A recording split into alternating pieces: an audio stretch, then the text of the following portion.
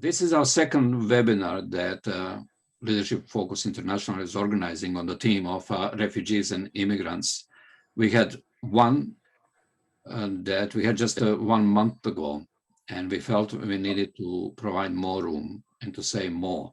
And I can tell you, we really have a qualified group of people today to share from a Christian perspective on this question of refugees and immigrants. Much good and should be said on this theme, especially speaking from a Christian perspective. And this is why we are continuing our conversation, this time giving it the title, Refugees and Immigrants, Our Neighbors. Probably to the most of us on this call, the answer to the question, should we care, is an obvious one. And yet, too many Christians are ready to apply all kinds of gymnastics to the pages of the Bible in order to find another answer. Or some of them might even say, yes, but, and then elaborate on their whataboutism to the point of actual rejection and denying of any meaningful assistance to refugees and immigrants.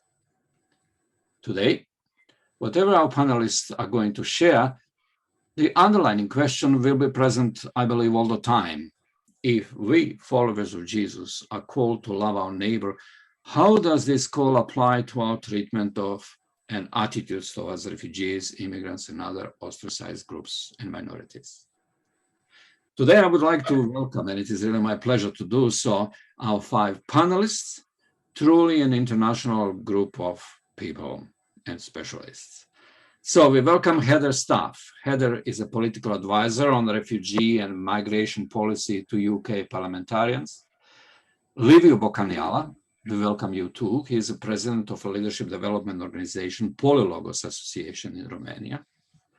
And then we are welcoming Mihaela Kovacs, founder and director of Fundația Beraca, Romania. And then we are welcoming Yousef Alkhoury, lecturer of Bible Studies and Missions at the Bethlehem Bible College in Palestine. And then we welcome Zdravko Plantak, professor of religion and ethics at Loma Linda University, California, USA. And I'm Tihomir Kukolja, director of Leadership Focus International and producer of Focus webinars. And Liviu Bocaniala is here with us too, and he will assist me in co-hosting, and he will be also co-moderating. And of course, a disclaimer is due at this point.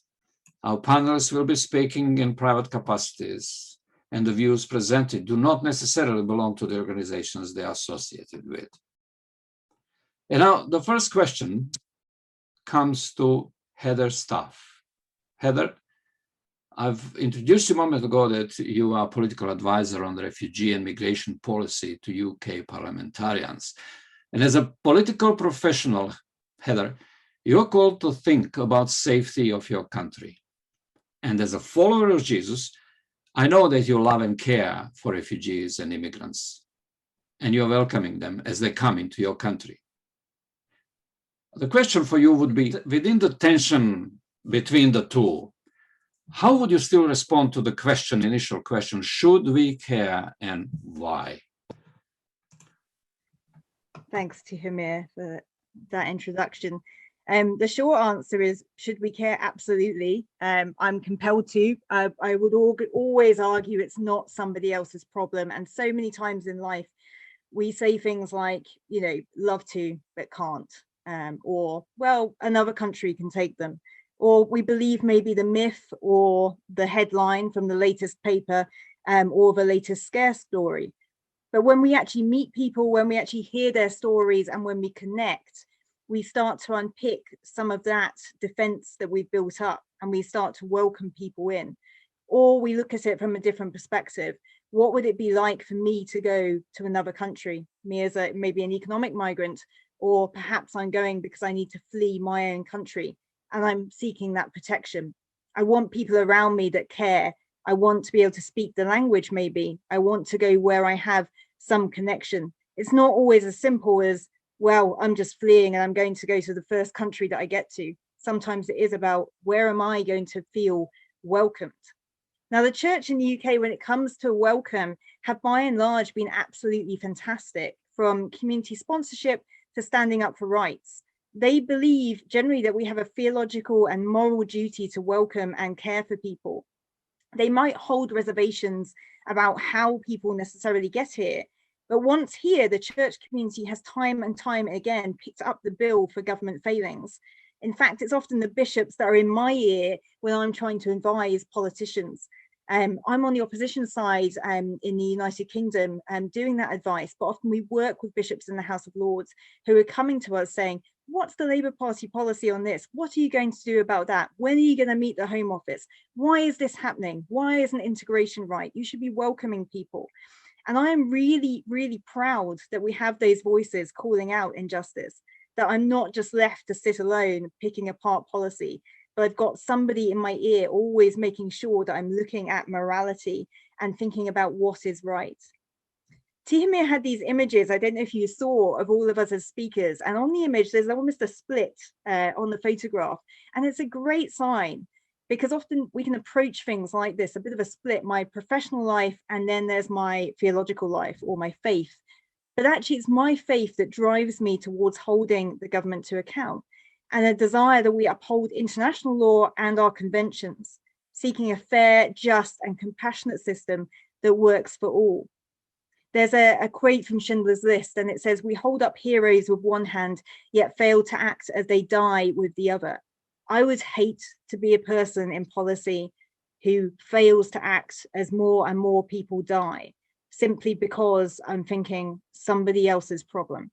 That's just not good enough, and we need to get out of that mindset. Now, many of our panel members here are going to dive into theology. I don't really want to steal their thunder, but when it comes to mind, often I think about, I was a stranger and you invited me in, Matthew 25:35. And there's concern for the vulnerable from another land, and it's fundamental to the Israelites and their life with God.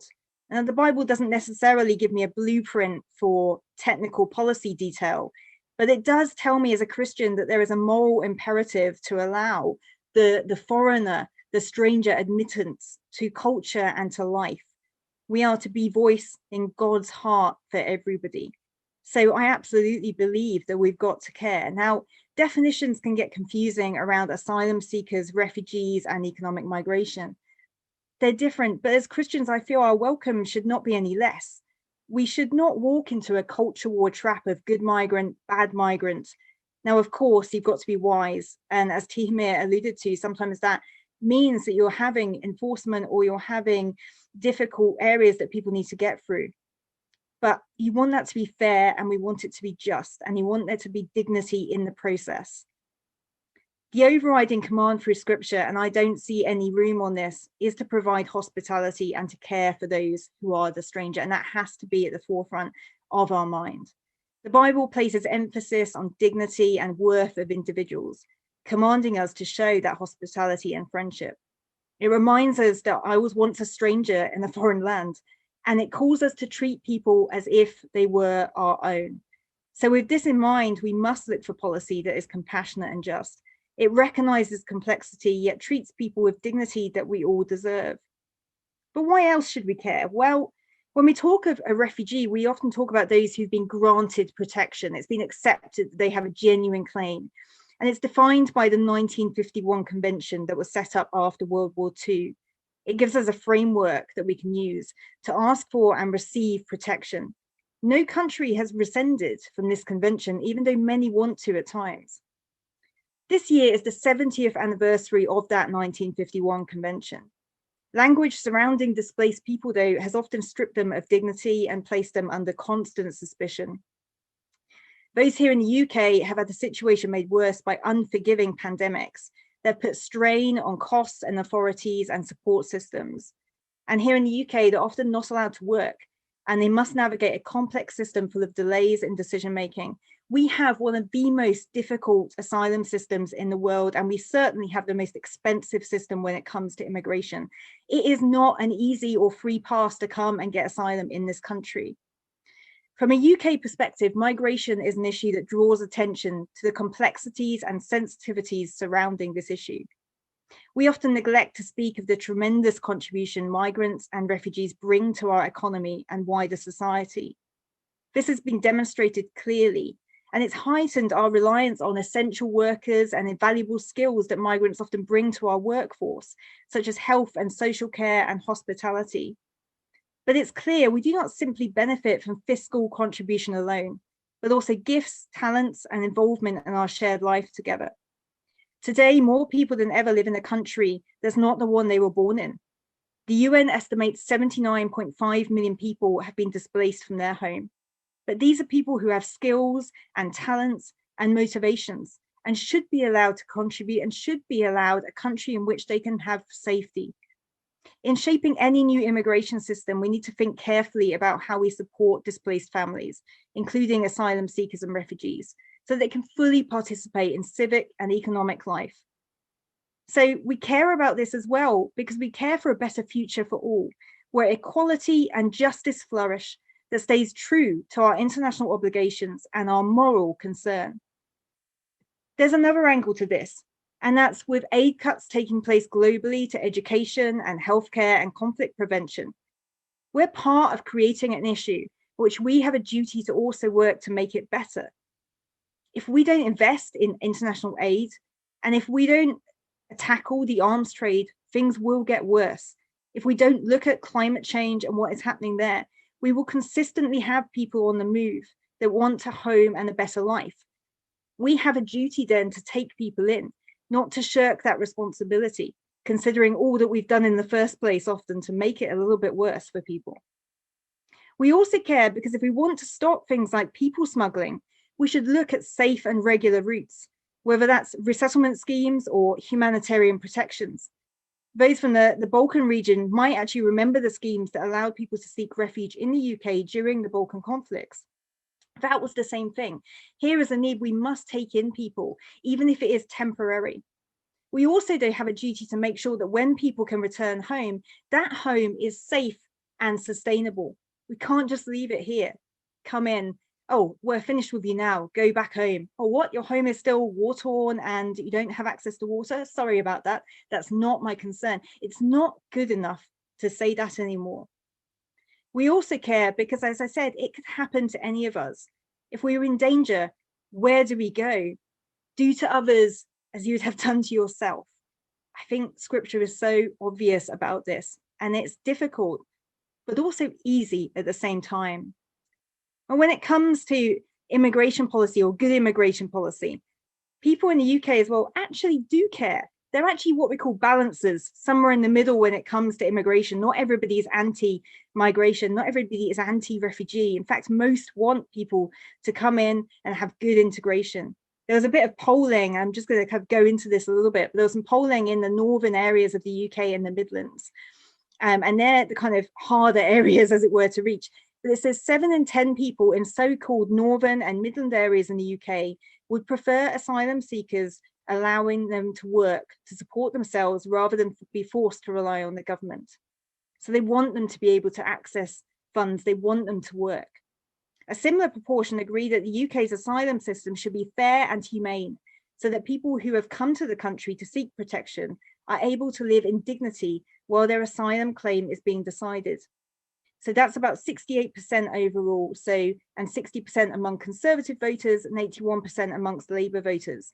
So it's still very high on all sides of the spectrum that want a fair and humane system. We also care because sometimes we've got to bust some myths. My boss often gets sent some very entertaining letters from different people. Some that basically said, I think one called them the MP for illegal migration, which made me laugh and snigger a little bit. But sometimes we can have an attitude of, oh, well, they just don't understand. I'm just going to ignore it. But actually, we have to engage with people. We have to hear their concerns and we have to work with them to say, why care? But also, how do we do this well? And also bust some myths on that. So just sorry for going back to the UK, but it's the one I know. So UK applications for asylum were actually down. So all the media coverage was saying, everybody's coming in, invaders, blah, blah, blah. That's not the truth. So from the year to March 2021, asylum applications were down 24%. We only resettled 353 people in the UK. There are fewer people coming to the UK right now for protection. The reality is that these asylum seekers, around 60 to 70% are often genuine. And they're stuck in a queue to get into another queue to have their claim decided. So what are we doing about that?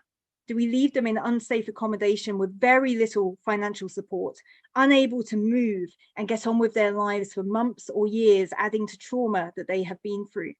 What do we do about this?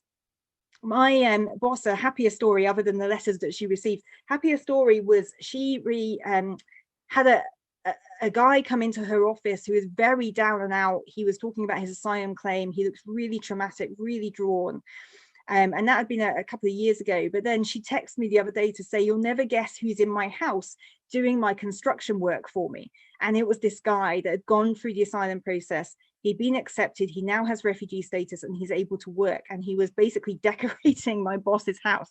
So here he'd sat in her office in Manchester, talked through his asylum claim, had delays, was very traumatized, and then now has a place of safety. He's working, he has dignity, and he's a completely different character. That's why we care, surely, because we want to give people opportunity. We want to give people dignity. He'd been through a hard system. All the checks had been done and then came out the other side. And that is a good news story. And lastly, I want to come back to the theological and just end really, because we are called to show hospitality. I know that others are going to touch on this slightly, but at the Lord's table, any question of status or legality is superseded by the embrace of family and friends and fellow believers. The recognition of our sinfulness and of the forgiveness of God should move Christian attitudes towards outsiders in need, even those we know might be undocumented. This does not solve the legal issue or any policy really, but it should impact our direction of conversation in ways that resonate with Christian practice. You know, we welcome, because the gospel, quite frankly, would not exist if it were not for migration. It is our story. It is humanity's story. We need to get back to putting ourselves at the center and then going back again to putting Jesus at the center and saying, how do we care from there? This is our story. Can a Christian really have a stance on immigration that ignores the vast material in both testaments concerning the outsider and be reduced to just a simple squabbling of legal standing? And I want to finish on this and just say, I believe that we absolutely should care. We should welcome the poor and the needy and practice hospitality, and should create situations of dignity and situations of integration.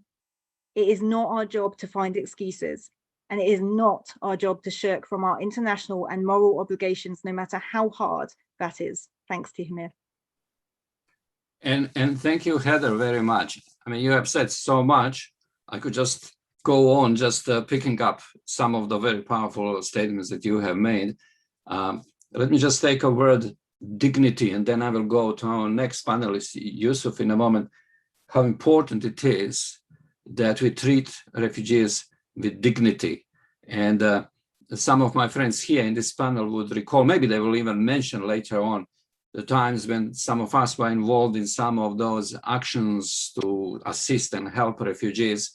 And when we saw those mothers and fathers and children walking through the cornfields, as we would like to say, often I've been thinking, 5 years have passed, what has happened to those people? Where are those children now? You know, are they safe? Are they together? Are they alive? And this is all related to the question of a dignity.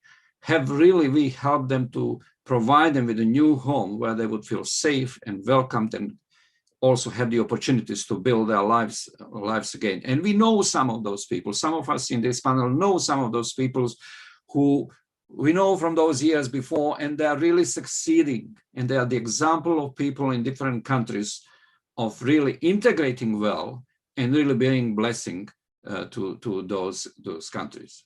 But thank you, Heather. And now I'm going to Yousef. And it's really a pleasure, Yousef, to have you here with us. And you come from Palestine, and recently we have been shocked watching what has been happening there, and especially what was happening in the city of Gaza, and this destruction, not only of properties, but of lives. And I would say meaningless, certainly. And you're here with us. You're a Christian, a Palestinian Christian who was actually born in Gaza. And I have really a specific question for you, because when we talk of refugees, we mostly think of people who move from one country to another. And I know that there are millions and millions of Palestinian refugees in different parts of the world. But what does it look like to be a refugee in your own country, when circumstances are created in such a way that basically you have your own country and then you begin to feel as if you are not at home anymore? Yousef, please. You're welcome. Thank you, Tamir. It's a pleasure to be here. And I think you pointed out an important question, and you brought up the recent Israeli aggression against Palestinians. Unfortunately, the world turns its attention to Palestine, Israel, whenever tension begins. But the Palestinian struggle with the Israeli colonial settler colonialism has been for over 73 years. And talking about Palestinian refugees, Palestinians who lived in Palestine before 1948 and were displaced because of the Zionist invasion of Palestine, very important and a critical issue to talk about. And allow me to present my slides here, and I hope they will be helpful. So we're talking about Palestinian refugees, the 73 years of expulsion of Palestinians, a story of resilience. So as I mentioned earlier, many people think of Palestine only for the last 10 or 20 years or post Oslo Accords that brought peace between the PLO and the Israeli government. However, the story and the struggle of Palestinians began much earlier with the birth of what we call now the modern state of Israel. But the modern state of Israel and the Zionist movement, the Jews who came to Palestine, didn't come to an empty land as many people claim, or as the Zionist agenda claims that it was an empty land. There were people who lived in Palestine. There was a civilization, a culture, language, people highly educated, women who had their rights. In fact, Palestine before 1948 had the highest percentage of educated women in the Middle East. But with the 1948 Israeli Zionist invasion and the beginning of settler colonialism of Palestine, it came at the expense of Palestinian people, the indigenous people of this land. About 800,000 Palestinians were displaced because of the Zionist militia attacks on Palestinian villages and cities. About 531 villages were completely destroyed by Zionist militia in order to allow space and a place for the envisioned Israeli state to be created. Those refugees scattered around the globe. Nowadays, we are talking about Palestinian refugees are 6.6 million. Globally, 5 million of them are registered by the United Nations. Those refugees, unfortunately, in some countries, they don't have full rights of citizenship. They have little access to education and food and any other regular services that any human being needs. You can see on the charts here how, in fact, the Palestinians that were displaced in 1949, 1948, 1949 in Arab countries within the West Bank and Gaza Strip, and also all over the globe. Most of the refugees are now staying in about 58 refugee camps in Lebanon, Syria, Jordan, Lebanon. And of course, those who went to Europe, Australia, or North America and obtained a citizenship. But what happened in Palestine is not only a case for displacement. It's in fact, as the definition, it's an act of ethnic cleansing. As the dictionary states, if you look it up, ethnic cleansing is the mass expulsion or killing of members of one ethnic or religious group in an area by those of another. what happened in Palestine in 1948 and 1949 is in fact an ethnic cleansing. And I highly recommend, if you would like to read Ellen Pepe, an Israeli historian who wrote a book on the ethnic cleansing of Palestine. So here are a few pictures of the reality that Palestinian people had to go through, from being a flourished community in Palestinian cities to refugees scattered in the Middle East and around the globe. But although that experience that was painful, Palestinians didn't forget their homeland. You see in the top left on the screen, this old man holds a key. That key is his house key in his village where he lived or forced to leave in 1948. Many of the Palestinian refugees still have their houses keys in their homes in 1948 or pre-1948. And actually, new generations inherit that key to be reminded that they have home, and one day they will go back to that home. Although the United Nations gave the Palestinians the right to return to their home, the colonial state of Israel ignored this resolution, which we, I think, all know, 194 for 1948, that gives the Palestinians the right to return to their home. And you see on the right, on the left hand, a picture of me and my grandmother. My grandmother was displaced from Jaffa in 1948 when she was a teen. The Israeli Zionist militia attacked Jaffa in 1948, and she had to flee to Gaza on a boat with her mother, stepmother actually, and her brothers and sisters. And she lived her whole life as a refugee. Currently, she lives in the States, in Los Angeles, and I had a chance to visit her in 2018. And she shared with me her story of being or living in Jaffa for her childhood, and then had to be displaced to Gaza.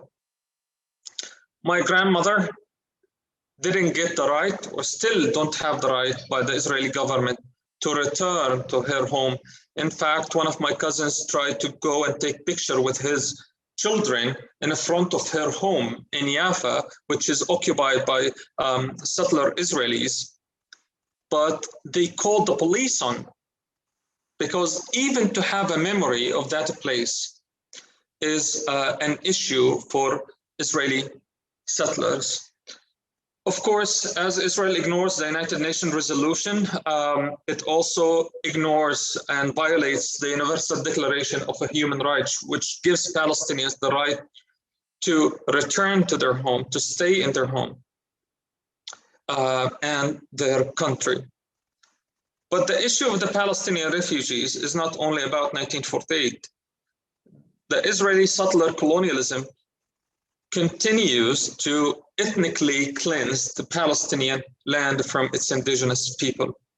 What you've seen on the news for the last 2 weeks about Gaza, it's a continuation of the Israeli expulsion and ethnic cleansing of Palestinian people all over the land. And because of the Israeli aggression that destroyed residential buildings, whole neighborhoods, killed families. Actually, there is about, I think, 12 families that the whole family deleted from the civilian record in Gaza because the Israeli airstrike killed the whole family. That's what we call genocide, in fact.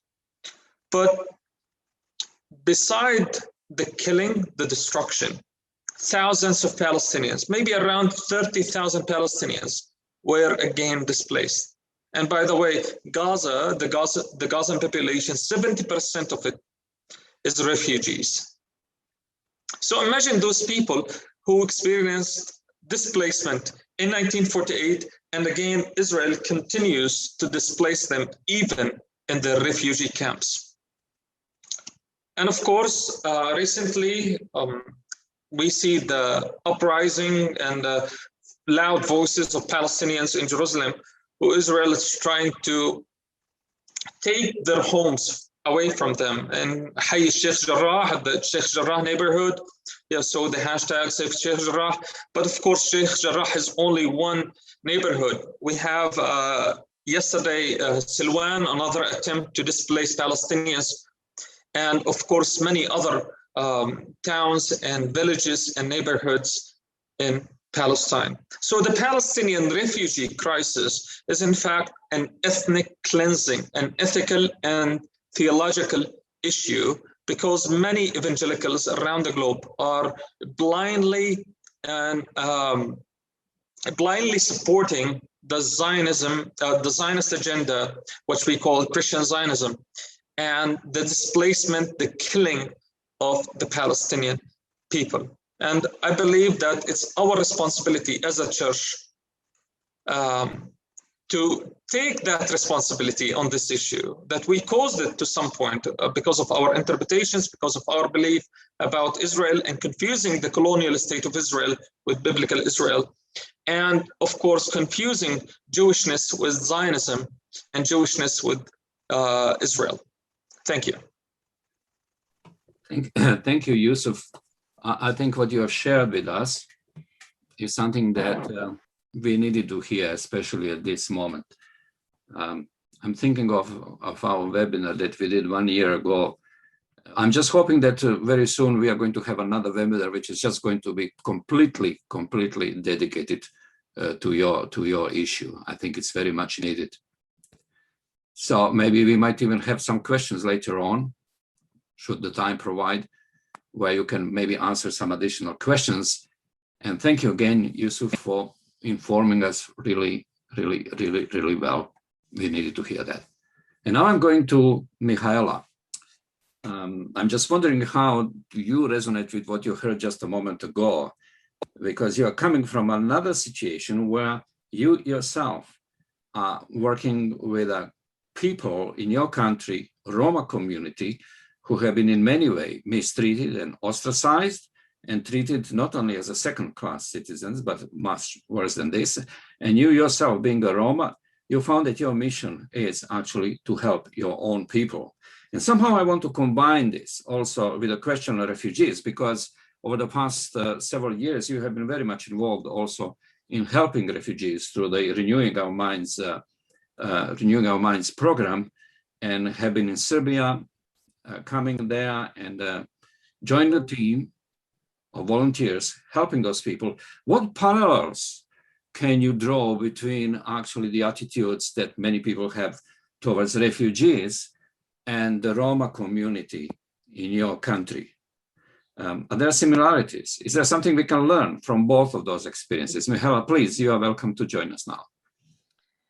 First of all, I would like to just say that the images and the stories that Yousef presented really makes me sad, and it hurts my heart and breaks my heart, because one thing that we forget in all the discussions that we have about people is we don't talk about the suffering.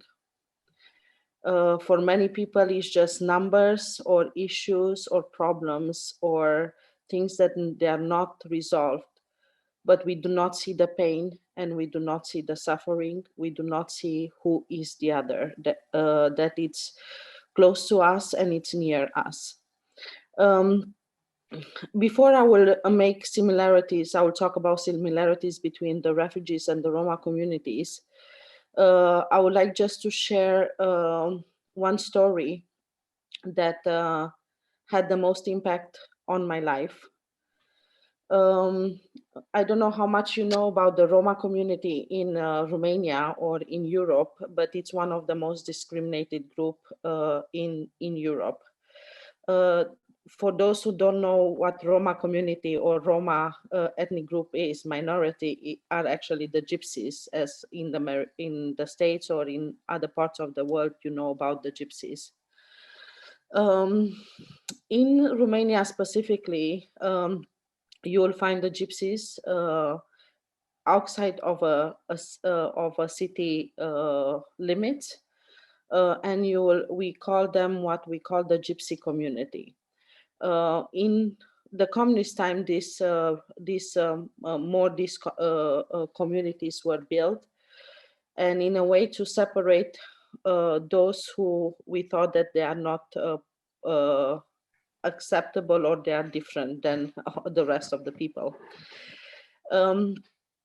When you go to a gypsy community, or when you hear the word gypsy or Roma in Romania or in other parts of Europe, first thoughts that come to your mind are they steal, they make your country ashamed, they are ashamed for your country, they have a lot of children, they are dirty, and nothing good comes out of them. So those are the stories, those are the news that you receive, our society, our children, our media promotes. So when you are raised with those messages, of course, your first reaction is you want to hide and have nothing to do with the people, those type of people that will hurt you. So you separate yourself from them. In my case, the situation was that I'm actually a Roma, I'm a gypsy, and I myself was discriminating my own people because of what the others were saying about my people, that they are bad people. Until I will say until I had a revelation of God himself and the love of God that touched me, that I have nothing to be ashamed of. When you grow up 18 years feeling that you are ashamed of who you are because you are born in a and you are part of a group, I don't know how it's to live, but it's not a good place to live in shame just because you belong to a group of people. And that group of people, in a way, they are the ones who are the most rejected. So because of avoiding the discrimination, I never said that I'm a gypsy. Until I really had a divine appointment with God, and I realized that we are all created in His image, and we are all equal, and then there is nothing wrong with us. When I understood this, was amazing, because until then I never interacted with with the Roma people or with children. I considered them dirty. I would never touch them. I would never have friends from the Roma group. I was working as a volunteer in a hospital, and one Roma child was brought in. And that image stays with me, I think will stay with me for the rest of my life. When was brought in, the only thing that you could see in the room was the frustration. Frustration that it's another child, it's a Roma child, that he's dirty, that he is full of lies, what we are about to do about him, how we will touch him, what we will do. So looking at this image, I just suddenly I had this revelation, and I said, I would like to wash him. I have to say, when I put the child in water, that water became black because he was so full of lies, that water was full of lies. And in that moment, I said, how in the world, what type of people are we that we don't see a child, we just see him a gypsy? Because that is how we are in real life. We don't see people. We just see them by their name, by the group that they represent, by who they are. And in a way that's safe for us, because doesn't make us interact with them or doesn't make us understand them. But when you really see the person, when God really opens your eyes to see the pain and to see the suffering, I will have to tell you that everything about you changes. And that is what happened to me. And I said I would not want to be ignorant anymore. And I was praying after that a lot that God would give me love for the people around me. So I would not see them as anymore as I saw them until then, but I would like to see them as He sees people. And that brings me back to the moment when we, as a team, we entered in at the border with Hungary in Serbia. And we met a group of people there, and we start giving out packages, just short packages and water. And one person came to me and he said one thing that really stuck with me. He said, we've been here for 2.5 days. People that just came and gave us stuff. They just gave us stuff. But none of them actually asked me how I am doing or actually smiled at me. You are the first person that actually looks into my eyes and smiles at me. And I felt so, my heart just broke. My heart just broke because our world is going in a wrong direction. And people need us. This person said, I just need a simple conversation. I've been in awful situation, treated, mistreated, put aside, living in camps, sleeping on a bench, walking a lot of distances. I just need a simple conversation. And I think when we are talking about refugee or the Roma people or even the other that it's next to us, that it's different maybe politically or being part of a different group of another group or whatever difference it is, we just have to put aside the differences and really understand the person in that moment and look at him, into his eyes. I think many times we forget to be human. We try to be anything else but human beings. If I would think about, I don't know how am I doing with time, but if I think about similarities or differences, I really thought that living in unhealthy situation, both of the groups are living, not knowing what the next day will be like, not knowing how you are waking up because you are living in a camp.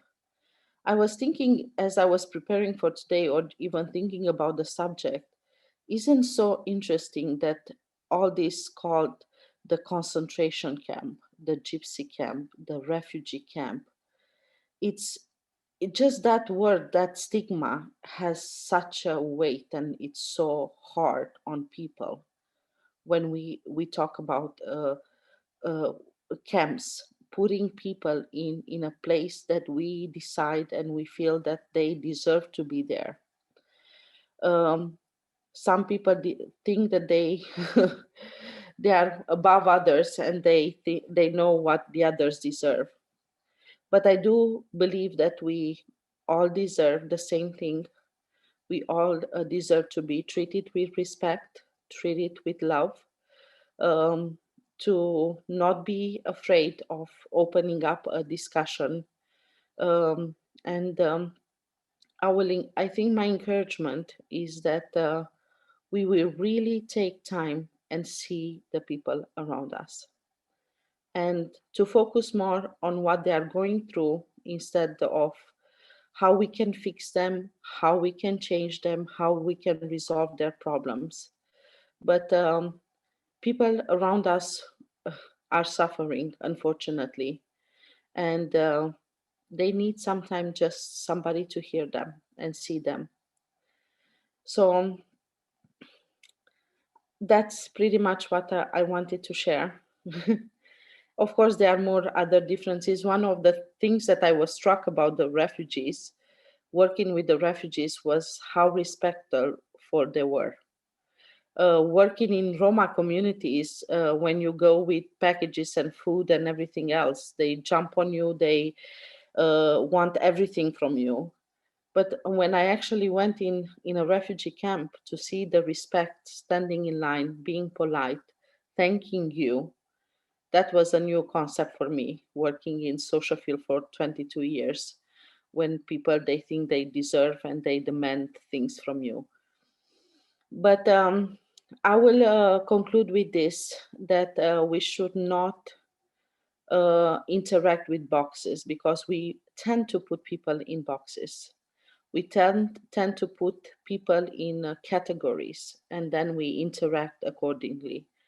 But my encouragement is to actually interact with the person, not to what they represent or who they are. Thank you. Thank you, Mihaela. This was powerful, I can say this. I remember also those days when we were there, Mihaela, at the border between Serbia and Hungary, and then close to the border between Serbia and Croatia, seeing thousands of those waves, human waves, families. You know, they were accusing us that we are going to regret every banana we are giving to those people. But when you see them as human beings, just like yourself, and when you see a mother with 3 or 4 children walking next to you, and when you see a young man who, because of walking for too long, he cannot walk anymore, but he has those, how do you call it, crutches, and someone else helping in a wheelchair. When you see a mother with 3 kids in a dust sitting down because they can't walk anymore, your heart breaks, and you have to think about them, you know, their dignity. I'm repeating myself from the previous webinar. Luckily, there were plenty of cornfields around us, so we could go and cry and hide, you know, how moved we were. And often I asked myself, my son was then 7 years of age. And when I saw those kids, and I was saying, my Lord, I would hate to see my wife, my son, myself, you know, having to experience that. And the question comes, how do we as followers of Jesus help, you know, the dignity of those people to be restored and respected? Thank you very much, Mihaela, for your parallels between Roma community and refugees and your precious work. And now I'm going to Liviu, another fellow and friend from Romania. And Liviu, you are, I can say, an activist, you are artist and president of a leadership development organization, Polylogos Association. And also you have been part for many, many years of this ministry, Renewing Our Minds. And you too have some very rich experiences with encounters with the refugees. I hope you are probably going to be, if I understand correctly, talking more about the experience in Croatia, but doesn't matter where it is. My question to you would be this: have your encounters with refugees in any way changed you, or how did they impact you? What have you learned yourself from those encounters with refugees a few years ago? Please, Liviu. Thank you, Tihomir. Let me start by making one thing very clear. I do not know if or how much I have ever helped any refugee, but I can guarantee I have been helped by them a great deal. Only if this help was for me to unpack and understand some of the metaphors in the story of Jesus. Now, I'm not a politician. I am not a theologian. I'm not a researcher. I am a poet, and this is how I'm looking upon things and matters. So rather than presenting you with cold facts, tonight I want to take you with me and simply tell you a short story about a cold December. First of all, as I said last time, in the end of my intervention, I have learned that one must walk in someone else's story and learn that human's name. I personally was scared, like many of you probably, because all I saw on the news was a huge faceless crowd crossing many borders and invading our familiar, well-structured Western territory. So my decision to go and meet them was initially not fueled by charity. That only came later. It was my desire to solve the tension rising inside of me, to kill that unexplainable fear. And that happened when I learned that the faces in the crowd had a story and a name. It was our second trip we put together to offer our help. We all got used by now with the waves of people crossing our borders. It was by now it was not even making the prime time news, just a report from time to time. The civilized West learned fast, and now the crowds of refugees were gathered in ghettos. All of this spread around Europe.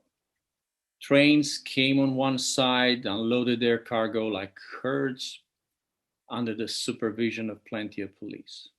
Line up, long queues, do some preliminary papers, move to another tent, get some clothes quickly, then some food and some medical attention if needed, and then back on yet another overpopulated train and continue the trip deeper into the old continent. This was happening before Christmas of the year 2015, and we found ourselves in Croatia, in a small town very close to the border with Hungary. The romantic period of the refugees was now finished.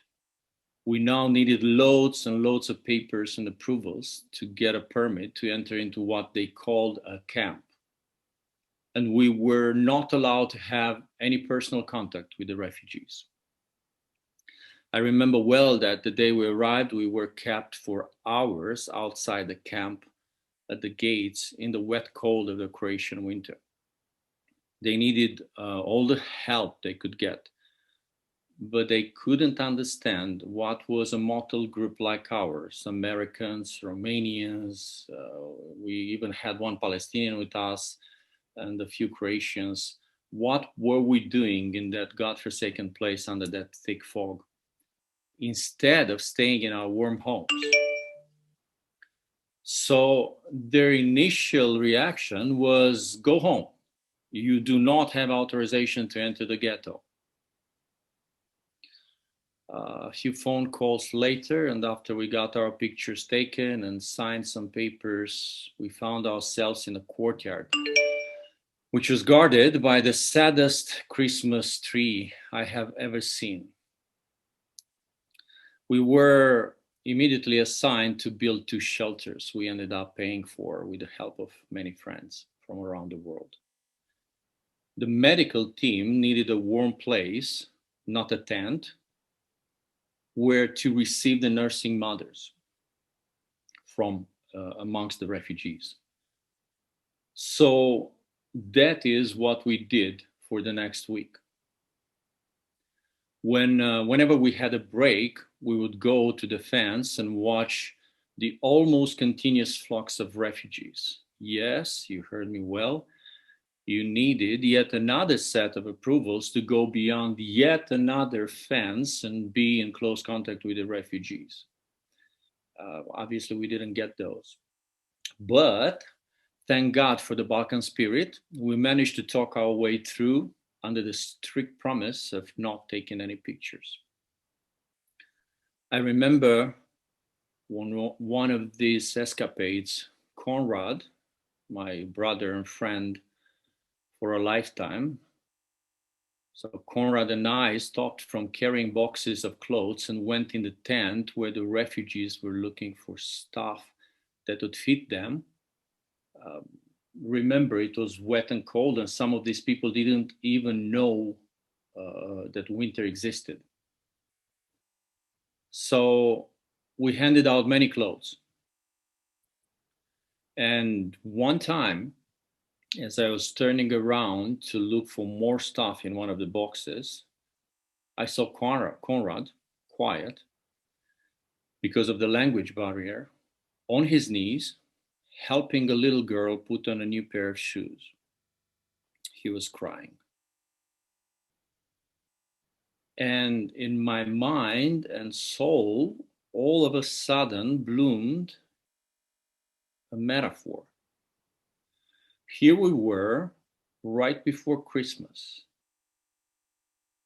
building a place for nursing mothers for the sake of the one whose mom didn't have a proper place to nurse him.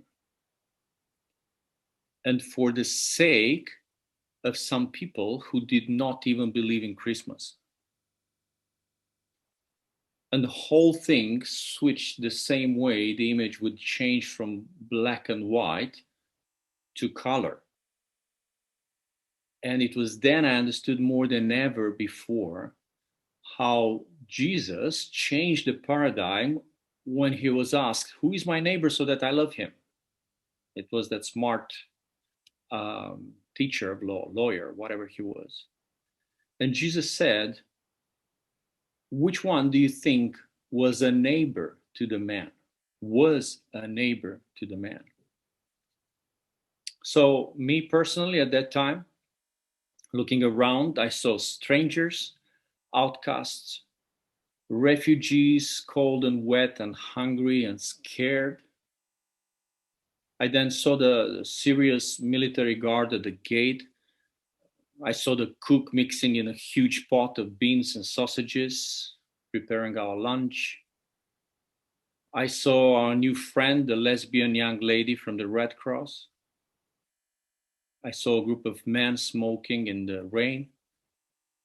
And I understood that to this, I must be a neighbor, and that I'm called to love them all. So I hope I managed to somehow answer your question, Tihomir. I remember those days in Slavonski Brod in Croatia in December, cold and wet and foggy. Only snow was missing at that time. And I can just ad-lib one picture that I still remember very powerfully among many from that point. And let's remember that it's still those days where I would call it like a honeymoon when it comes to the treatment of refugees. Things changed very quickly, opinion changed very quickly. But at that time, still there was this prevailing spirit among many that those people needed to be helped. And I was very much proud of the whole place and the way the treatment of the refugees. And one picture that I remember very well today was one of those trains coming, and then, you know, whether boarding or departing or whatever was happening. And there is this mother with a child, you know, needed the help to lift up her kid. And there is this special police, you know, in all gears, showing an act of kindness, and he is taking that child and with gentleness is actually helping that mother. That's a picture that you don't see every day. But at that time, you could see that, because I would say that at that time still there was an overwhelming spirit of desiring to help those people. How I wish this attitude remained on after that and still exists today. It does still in the hearts of some of the people. And I'm now linking this to Zdravko Plantak. We began with a kind of some theological foundation. Theology was present all the time. This question, Liviu, you have rightly stated about who is not only my neighbor, but who am I neighbor to? And this is leading us, I think, perfectly to Zdravko, because we need to wrap it up with, I would say, a theological approach. And if there is anyone who doubts, maybe we need to think and hear more thoughts about this, really what we as Christians ought to do in those circumstances when refugees and immigrants are coming into our countries. Do we have a luxury to say no? So, Zdravko, what is a biblical view of a stranger? These are some words that are used in the scripture: stranger, alien, or a neighbor. Do we have a clear mandate what we need to do? Who are those strangers, aliens, neighbors today? And do they include refugees, immigrants, ethnic minorities? Please, Zdravko. Thank you, Tihomir, for the opportunity to again be here with a group of incredible people talking from their own personal experiences and experiences of work that they do. I am an ethicist and a theologian and a pastor, and some of the practicalities that I've heard and learned about, I have only touched through some other ways that are much more theoretical. And so I appreciated the practicality and the narratives and stories of each one of you that gives me courage and also emotional support to do things that as a Christian, I believe I'm called to do, as Christians, we are called to do. So rather than going very comprehensively and trying to answer a question fully with the entire scriptures, as Hedda said, both the Old and the New Testament have numerous places that interact with that question. I do want to answer the question briefly in a minute and then illustrate it for the next 10 minutes with the story that Liviu just started on, mentioned from Luke 10, about that story of Jesus and the lawyer asking him question of salvation, and then Jesus answering his second question when he was trying to justify himself. But before that, so the question that you asked me to think is why should we care about those who are strangers, aliens, outsiders, refugees, immigrants? And here are three reasons I think that are very biblical. Because we were aliens. This is what Leviticus tells us, Leviticus 19:34. The alien living with you must be treated as one of your native born. Love him as yourself, for you were aliens in Egypt. So here's why. Because you know the experience. And so in some way, I'm wondering whether we too have not yet reached the city that God is preparing for us, and are aliens ever since Adam and Eve transgressed and were taken out of the natural habitat into a new world that is full of pain and suffering, and whether we are waiting that moment when we are homecoming back. But also in this sense, they were aliens in Egypt. Exodus 23 says, do not oppress an alien. You yourself know how it feels to be aliens because you were alien in Egypt. So that's why, number one, because we in some way should know what it means to be an alien, and therefore we need to sympathize and understand. Secondly, because we identify stranger directly with Jesus. Mother Teresa talked about Matthew 25 and how her work with the most marginalized people in India was always very difficult unless and until she thought about each one of those individuals as Jesus himself. Because Jesus says in Matthew 25, if you have done this to the least of my brothers, you have done it to me. And so talking about stranger there, and again, Hedda mentioned that text, because we identify stranger directly with Jesus. And so what we do to the stranger is we are doing directly to Jesus. And then Hebrews 13:1 and 2 says that, taking the example from the Old Testament, that we indeed might entertain even angels, and that we need to be careful not to identify strangers or the other with some negativity, but always think of them in the most positive light, because we don't know whom we are welcoming, whom we are showing hospitality. So now I want to go into that main portion of presentation that deals with the question of who is my neighbor then. All right. One of my favorite novelists, Fyodor Dostoevsky, said in one of his first novels ever, titled Poor People, what is honor, my dear, when you have nothing to eat? How true is this when we see people who gave up honor because of desperation and hunger in the midst of humanitarian crisis or natural disasters or wars or alienation that happens in their own societies, as we've heard about Palestinians and Roma communities and others, or just sheer inability to survive in a place where they cannot feed their children, and because of those reasons feel that they will take the journey that is treacherous, that is dangerous, that could cost them life in order to create an opportunity. So a story of the Good Samaritan is given to us to help us understand what Leonard Boff calls a new way to be a Christian. Luke 10, and in that passage, the victim in the parable has fallen prey to circumstances beyond his control, and we find that victim half dead on the road between Jerusalem and Jericho. I've been on that road. And Yousef could tell us more about that road still today. The starting point is a person here who is in great need, the distant person that we know nothing about. What do we know about that person who is robbed, banged up, beaten up, and left half dead on the side of the road? Nothing from the beginning to the end.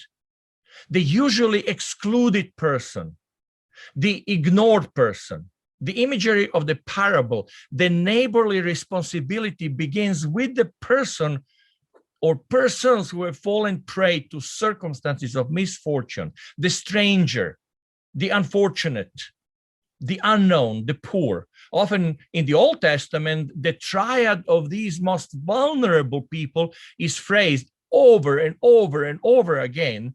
How? The widow, the orphan, and the alien. The immigrant, the person who does not belong, and yet is invited to belong. If in order to define our responsibilities, we start with ourselves, then we shall be just like the Pharisee and the lawyer in the parable. We shall begin by asking, and who is my neighbor? So by such an inappropriate question, we mean, whom shall I love as a good Christian and whom I could exclude from loving? However, you see, mission seen in such a way becomes only an extension of oneself. But Jesus twists this question. The lawyer's question was, in a nutshell, what can reasonably be demanded of me? What is the minimum I can be expected to do? How can I define my neighbor in such a way as someone only who is closest to me? Is it possible that I can rule out the foreigner in the command, love your neighbor, and just draw a line to the persons of my national origin or my immediate proximity? And Jesus, with this parable, does not answer the question of selectivity. He utterly ignores it. You see, in earlier chat before we started, we talked about politicians and how they ignore the question and answer whatever they want to answer. Well, I think they're taking it here from Jesus, because Jesus is not answering the question, who is my neighbor? He utterly ignores the question. And therefore, whom should I love or whom I could choose to ignore to love? The lawyer asks, what are the limits which God sets to the love he would have a person show to another human being? Jesus answered in the parable that love asks not for the limit, but for the opportunity.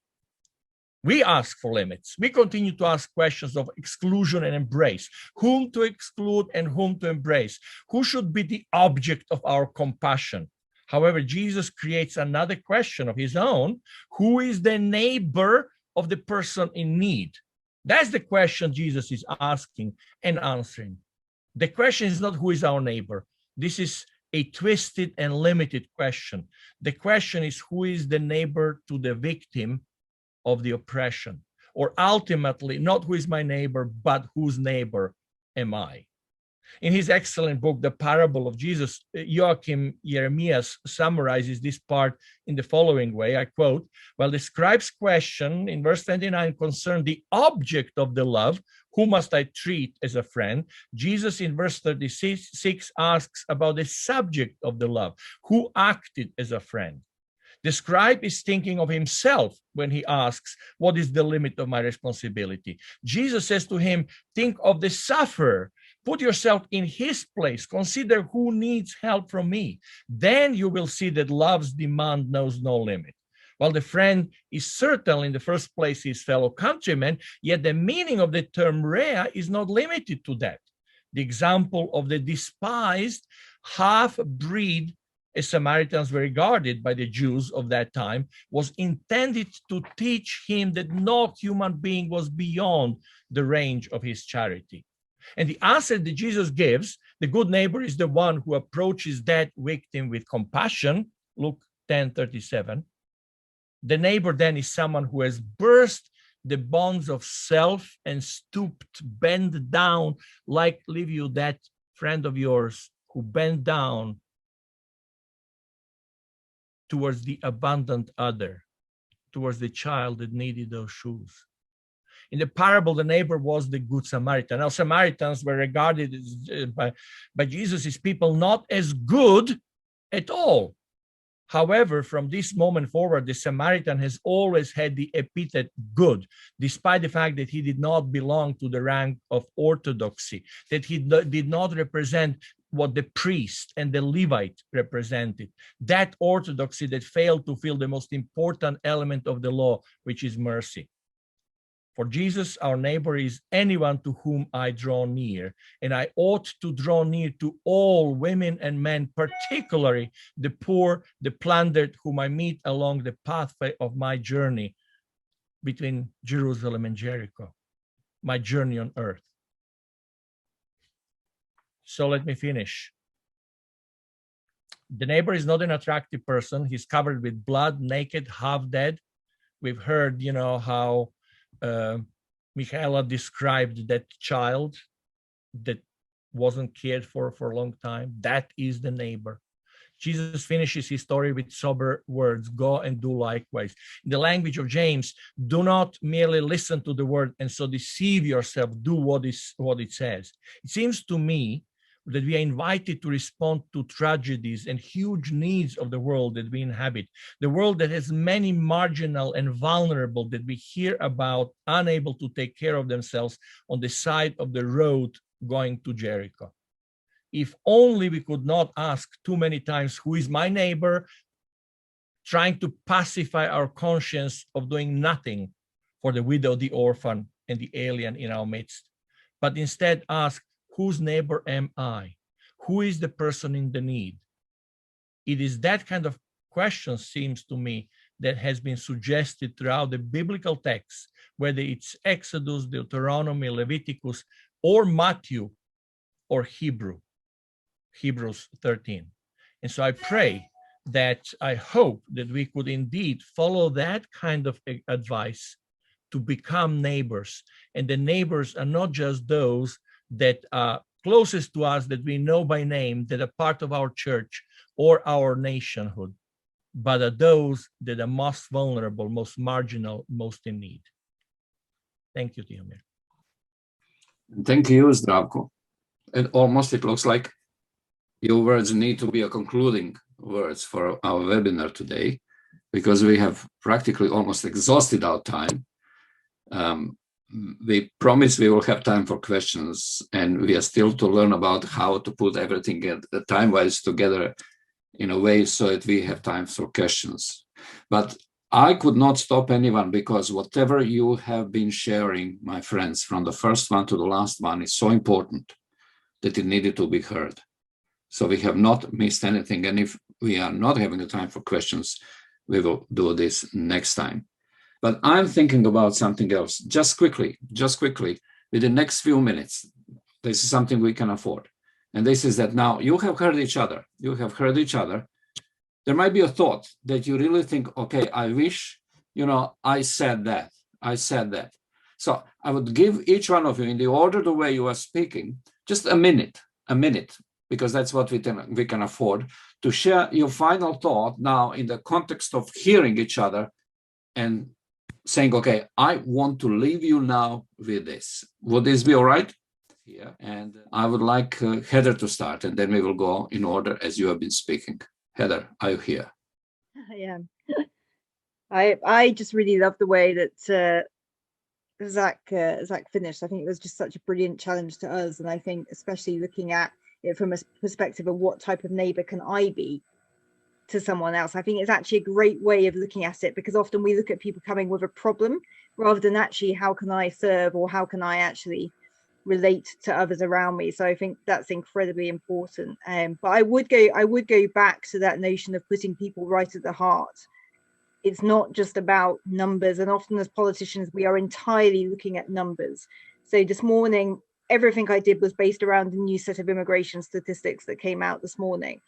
So endless pages of numbers, and it's very easy to get sucked into a numbers game or a policy game, and they kind of, you know, politicize everything rather than actually remembering that person and the person that's involved in this, and the people that are making those decisions as well, and the communities where people go to or are made a home by. So I would really want to leave us with that, is that we remember the real people in the heart of these stories, not just the number that you might see on a press release or a statistic or a quote, but actually thinking about exactly what you were saying, that who is our neighbor, but who am I to my neighbor? They are not just a number on a spreadsheet. Thank you, Heather. Now, Yousef, to you, I wish we could hear you more, and God willing, we are going to look for another opportunity for that. But what would be your thoughts now at the very end of this webinar that you would like to leave them with us? Yes, Tihomir, thank you so much, Zach, for your presentation. I think it's much needed to see the refugee story through the biblical lens. And of course, I need to add on what you have enriched us with, that Jesus was a refugee at some point. As a child, with his family, had to flee to Egypt, running for their lives from the brutality of Herod and the empire.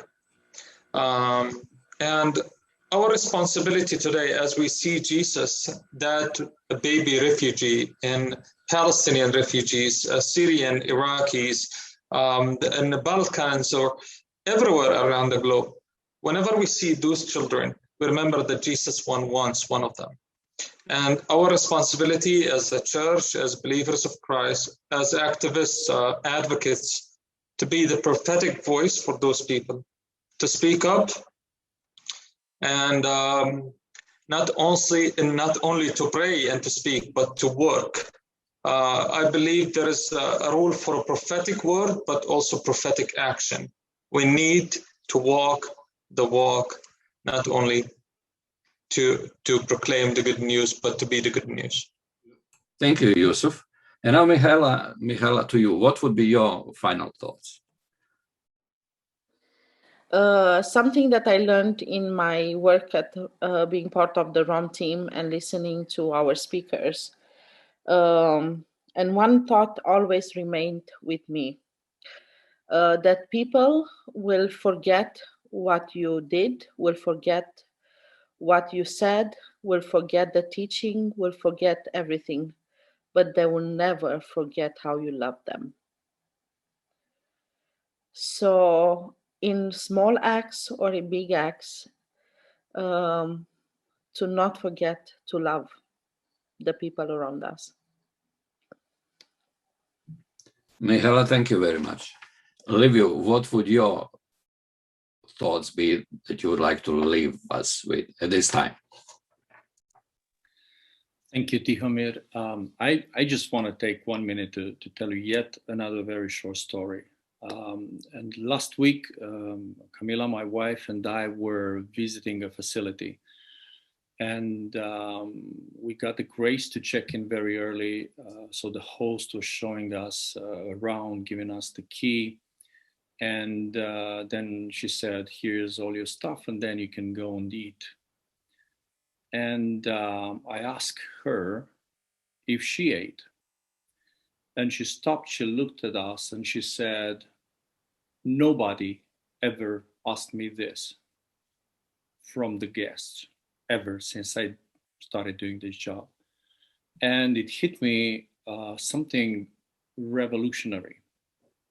Being not only friendly, but being a friend is probably one of the very few things that can still change this world. And thank you, Liviu. And now, Zdravko, you spoke a moment ago, but I'm sure you have a thought or two to add. Maybe I'll just add a prayer from a friend of mine, Walter Brueggemann, somebody who has continued to influence me and I'll shorten it just for the last 3 paragraphs of his prayer. Our Charter of Entitlement.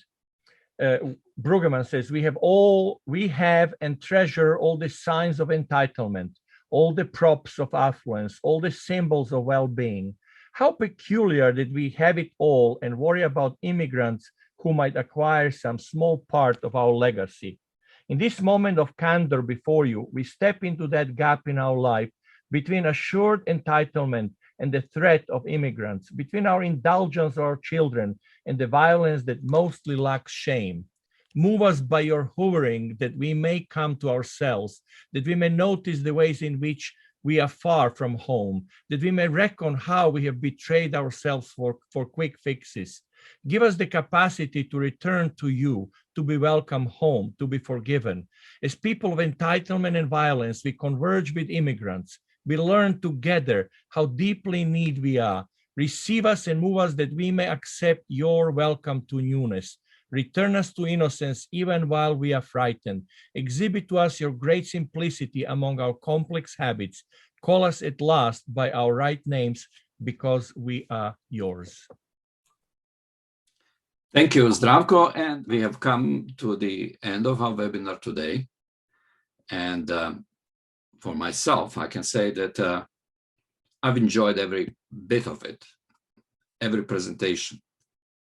It created such a wonderful picture, a wonderful story and a message. And friends, I think that this is something that really people need to hear. And I know so often, when you look at YouTube, Facebook, whatever, there is this competition of likings. And I can tell you quite plainly, the more trivial something is, the number of likings multiplies. But whenever you do something serious, proper, and that people need to hear, you almost need to drag people to come and listen to this. I would really like to encourage you, all of you, this small, wonderful group of people with us on Zoom now, and some who are watching over Facebook, to share this webinar with your friends. Invite them and tell them that this is something they need to hear and watch. I know it goes for 90 minutes, but I think this is 90 minutes of time well spent. I would really place it on your hearts. It's going to stay on Facebook. It's going to come on YouTube even today. I will make sure that you know about this, and please spread the word, because people need to hear this message today.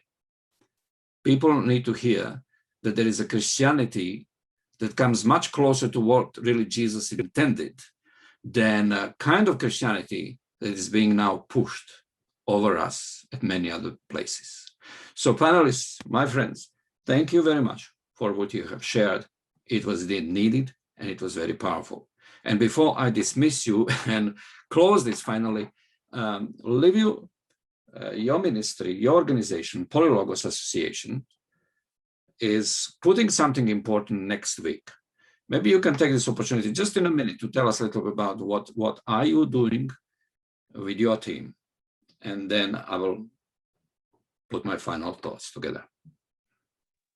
I'll quickly pass it on to my wife, because I want to empower her, and she is, if it's anything I am, is because of her also.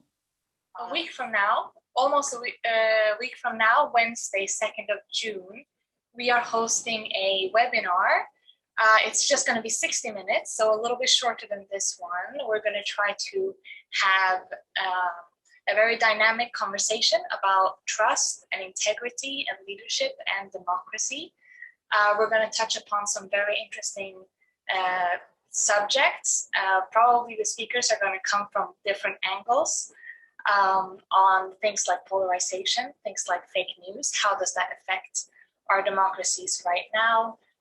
Freedom of speech, freedom of assembly, all these things that have been kind of, let's say, put under pressure over the last year. And I think it's going to be, I know it's going to be really great, and it would be wonderful to see many of you there if you want to take part in it. And Heather will also be one of our speakers there. So we really look forward to hearing her again on this topic. So go to Polylogos Association on Facebook, find them, and you will get all the information. Thank you, friends. Thank you very much. I hope I've not forgotten anything important to say and share. If I have, you will forgive me. Thank you again very much to our panelists and new friends who have joined us today. Spread the good news, spread this webinar among your friends, and we will keep you informed about our future activities.